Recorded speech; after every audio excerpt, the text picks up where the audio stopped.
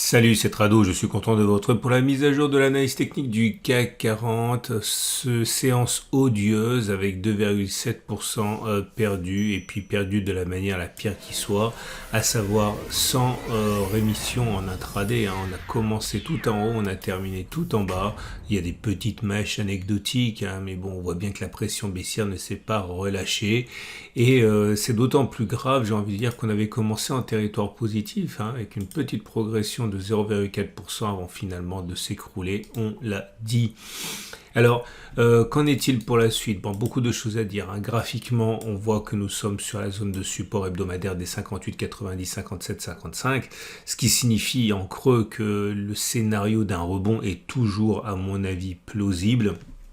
Attention, le scénario que j'ai en tête depuis des semaines maintenant, c'est celui d'un Turtle Soup Weekly. Ça veut dire, et je le répète, en séance, en semaine, donc aller plus bas que cette zone, mais en clôture, terminer dans la zone. Bon, c'est un peu plus compliqué que ça, mais là pour l'instant, c'est simplement de la fiction. Donc j'en parle rapidement pour ceux qui savent déjà de quoi je parle, mais c'est vraiment ça qui m'intéresse et c'est ça qui pour moi déclencherait un achat de rebond technique. Je l'ai déjà dit, pour l'instant on n'y est pas, il faut, je le répète, avant vendredi soir, sortir de cette zone mais clôturer à l'intérieur pour avoir un Turtle Soup Weekly.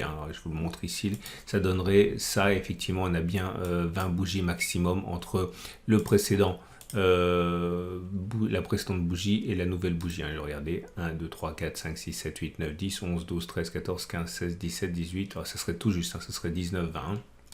Donc c'est ça, et également je vous le signale, bon, c'est un peu compliqué, je suis désolé, il y a de la place que pour les habitués du format pour l'instant, mais l'idée aussi c'est qu'on pourrait avoir une vague de Wolf comme ça, vous voyez. Mais là aussi j'en parlerai plus tard, là c'est prématuré, donc il faudrait pour cela sortir de cette zone, ou au moins la toucher et puis clôturer au-dessus de ces zones. Bon, j'y reviendrai plus tard, mais voilà ce que j'ai en tête. Le chandelier du jour, on l'a dit, il est odieux. C'est confirmé par une bougie Akinashi qui est baissière, mais attention parce que la bougie Akinashi n'est pas aussi horrible qu'on pourrait le craindre avec une bougie rouge, certes, mais avec une mèche haute et une mèche basse, et ceci parce que on tient compte de la bougie précédente dans la Akinashi. Donc du coup, c'est moins mauvais puisque hier était une séance correcte. Regardez par contre le 3-line break, pas de miracle. Un nouveau bloc rouge. Alors, on a vraiment fait un bloc vert suivi d'un autre bloc vert de manière minimaliste. Ça s'est produit également ici. Parfois, c'est des belles séries, parfois, c'est des séries assez courtes, mais en tout cas, là, on a une bougie rouge et on sait ce que ça veut dire. On a testé la stratégie. Normalement, on devrait avoir un autre bloc rouge derrière, sans doute d'ailleurs demain. Regardez également, alors là pour le coup ce sont les éléments techniques, regardez la moyenne mobile à 7 jours qui reprend en fait son influence baissière, puisque on est encore en dessous, elle est descendante. Bon, c'est pas la première fois qu'elle nous fait des feintes de corps, la M7 depuis une semaine, donc on va attendre confirmation, mais en tout cas c'est pas un signal haussier, ça c'est sûr.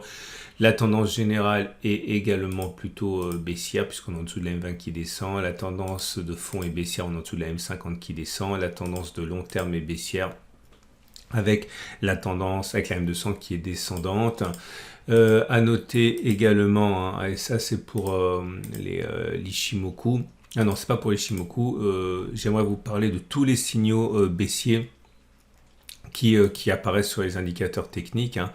Alors, le MACD qui délivre un signal baissier, le MACD 0 qui délivre un signal baissier, le CCI qui délivre un signal baissier, les volumes qui montent sur une augmentation, sur une baisse, c'est jamais bon, le cycle de Schaff qui délivre un signal baissier, et la rune qui délivre un signal baissier. Vous dire, quid de tous les signaux haussiers précédents, ils sont morts, c'est tout, c'est comme ça. Ça, il faut vraiment que les débutants sachent que dire que quelque chose fonctionne dans 50, 60, 70, 80, 90% des cas, ça veut dire que ça échoue dans 50, 40, 30, 20, 10% des cas. C'est-à-dire que sur 100 fois, ça va échouer 10, 20, 30, 40, 50 fois.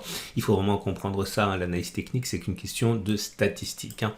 Donc, bref, c'est pas bon et je vais tester avec vous une stratégie aujourd'hui sur le cycle de Schaff. Alors, c'est simplement un exemple ici pour vous montrer à quel point les choses peuvent être complètement spécifiques, c'est-à-dire comprendre, pas universel. Et en l'occurrence, ici avec le cycle de Schaff qu'on va tester de la manière suivante. On va regarder ce qui s'est passé et si on peut gagner de l'argent avec une stratégie consistant à spéculer à la baisse lorsque le cycle de Schaff donne un cycle baissier, c'est un signal baissier. Alors, l'idée est la suivante, ok? Lorsque l'on passe en dessous de 75, c'est un signal baissier. Et on va regarder deux choses. Un, on va regarder si, une fois que l'on a eu le signal baissier sur le cycle de Schaff, eh bien, on peut espérer que l'on clôture plus bas encore, par opposition avec le fait que l'on ait fait les plus bas sur le signal de baisse. Et deuxième chose, on va regarder si on peut avoir un objectif au moins égal à la distance au précédent sommet du cycle aussi. Je vous donne des exemples tout de suite. Alors voilà la première occurrence qui a bien fonctionné. Ici, vous voyez le cycle de Schaff a délivré son signal baissier, c'était sur cette bougie-ci, là.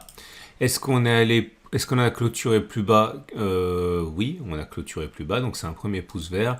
Et a-t-on fait une distance au moins égale à la distance au sommet? Oui, vous pouvez le voir, hein, le sommet du cycle haussier du Schaff était à 3,68 et on a fait jusqu'à présent 9, hein, donc on a fait au moins une fois la distance, donc ça c'est une bonne chose. Donc c'est un deuxième pouce vert. Ok, vous avez vu, c'est très très simple. Là c'est un double succès aussi, double succès. En fait ça fonctionne par série, c'est un petit peu notre problème, on le verra plus tard, double succès, double succès.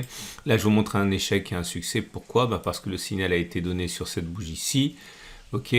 A-t-on clôturé, est-on allé plus bas que le jour de clôture du signal? Oui, ici ça s'est produit ici, regardez, on a clôturé à moins 0,44 ici, donc c'était plus bas que la clôture du cycle de Schaff. Par contre, si l'objectif était de faire 3,26, on les a pas fait, hein, puisqu'au pire on a fait 1,44, on est remonté, donc c'est un pouce vert et un pouce rouge, ok. Et puis des fois c'est complètement un échec, comme ici, le signal a été donné sur cette bougie-ci. Comme vous pouvez le voir, une fois que le signal a été donné sur ce bougie, à aucun moment on a clôturé plus bas que cette clôture-ci. Par contre, on n'est pas non plus allé chercher de 50 vers le bas, donc c'est un double échec, ok. Donc je fais défiler devant vous, comme ça vous pouvez vérifier au ralenti que je ne me sois pas trompé.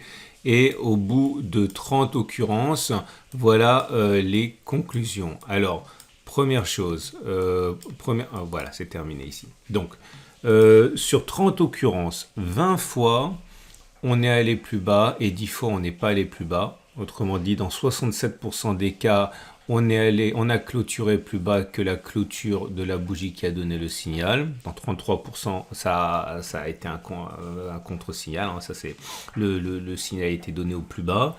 Et si on vise au moins la distance au précédent sommet, ça a fonctionné dans 16 fois, ça a échoué 14 fois. Donc ça a fonctionné dans 53% des cas. Autrement dit, bon, c'est quasiment une chance sur deux. Quelles sont les conséquences, les conclusions à tirer de ça? Il y en a deux. Un, il est très plausible que l'on n'ait pas fait les plus bas. Ok. Alors si on veut transformer ça en stratégie de trading, il faut sans doute aller chercher d'autres signaux. Hein.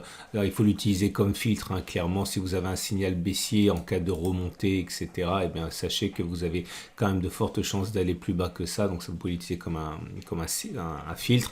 Deuxième chose, il est hasardeux de viser la même distance au sommet, comme on l'a dit, puisque ça fonctionne à peu près dans 53% des chances. Par contre, si vous voyez qu'il y a un rebond technique à un moment, eh bien, même si vous avez une chance sur deux d'avoir raison, ça peut être une idée pour spéculer à la baisse parce que vous aurez un ratio gain-risque très intéressant. Donc, comprendre, s'enrichir, même alors qu'on a raison qu'une fois sur deux. Voilà, ça peut vous servir.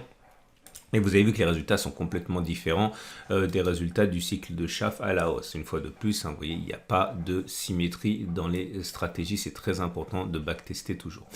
Ce qui nous amène donc à l'Ichimoku. Et l'Ichimoku, c'est toujours mauvais, mais c'est de plus en plus mauvais, j'ai envie de dire, puisque là, les choses reprennent leur tendance baissière. On est en dessous d'un nuage baissier, d'une Kijun baissière et d'un Tenkan baissier, donc tendance de fond, tendance générale et tendance de court terme baissière.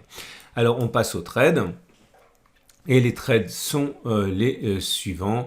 Alors, pas de conseil évidemment, mais si vous voulez spéculer à la baisse, eh bien, vous pouvez éventuellement envisager ce que j'ai dit sur le cycle de Schaff. Ok. Et si vous voulez spéculer à la hausse, vous pouvez, comme moi, attendre, guetter le signal sur la vague de Wolf pour entreprendre un trade dans le sens du rebond technique, voilà ce qu'on pouvait dire. Dernière chose, eh bien, oui, alors c'est toujours pareil, j'en parle souvent parce que forcément hein, le moment s'y prête, mais sachez que j'ai un partenariat avec Veracash, Veracash qui est une carte normale, hein, Mastercard, adossée à de l'or et de l'argent, bref, moi j'adore. Bref, vous achetez de l'or et de l'argent, mais au lieu de le mettre dans un trou ou de le cacher dans le frigidaire, eh bien, c'est stocké par Veracash et si la valeur de l'or et de l'argent monte, eh bien, vous pouvez dépenser plus. Alors, petite parenthèse pour ceux qui disent que l'or ne fait rien, c'est parce qu'en fait, vous regardez l'or en dollars. Hein. Si vous regardez l'or en euros, c'est une toute autre musique depuis le début de l'année parce qu'effectivement, l'euro étant faible, l'or en euros progresse. Je vous montre ça simplement pour que vous ne disiez pas des contre-vérités et que vous ne pensiez pas des contre-vérités. Regardez ici, par exemple, quand on regarde l'or en dollars aujourd'hui, il fait moins de 47%, mais si vous regardez l'or en euros, il ne fait que 0,91% à la baisse. Et si on regarde la progression depuis le début de l'année, ok, alors j'ai fait ça le 1er juillet, hein, donc il faudrait ajuster un petit peu, donc tout s'est effondré depuis, hein, mais au 1er juillet, l'or en euros a fait plus 6,5% en 2022 pour l'or en dollars qui a fait 2,2%. Or vous êtes européen, donc ça veut dire que quand vous investissez en euros ou en dollars, vous devez regarder par rapport à ce que vous avez investi en euros, pas en dollars, et vous voyez bien que l'or en euros surperforme très largement, et encore, hein, j'ai encore une fois le CAC 40, le Dow Jones, tout ça, ça a baissé notamment aujourd'hui, hein, donc ça peut vraiment vous intéresser d'avoir ça. Et ensuite, et pour terminer, Veracash étant un partenaire, si vous voulez utiliser mon lien en dessous de la vidéo pour visiter leur site, et bien forcément c'est bon pour moi parce que c'est un sponsor. Voilà, je vous souhaite une excellente journée et à tout de suite pour l'analyse technique de l'or justement.